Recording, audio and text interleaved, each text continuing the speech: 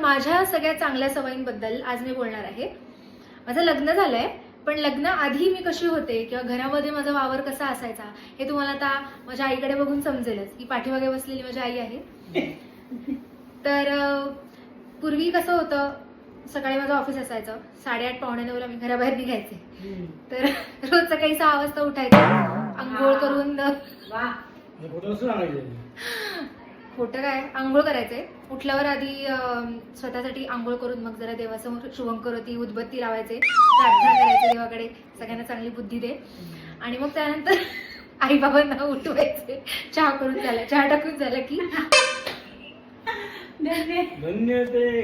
आई बाबांना उठवायचे. नंतर मग नाश्ता करायचे, पोहे उपीट वगैरे. आईला आणि बाबांना गरम गरम नाश्ता द्यायचे आणि मग ऑफिसला जायचे. ऑफिसला जाण्याआधी भाजी मी करायचे, पोळ्या आई करायचे. दुपारी छान ऑफिसमध्ये जेवण करून छान मूडमध्ये परत घरी यायचे.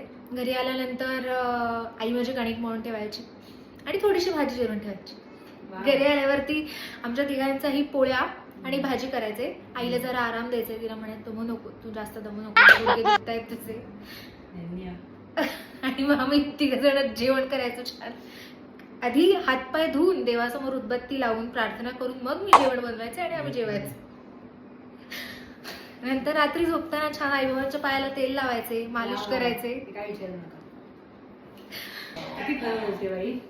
या अशा जमान्यामध्ये अशी मुलगी मिळणं म्हणजे खरंच एवढं भाग्य आमचं. श्रावण बाळासारखी सेवा केली आमची.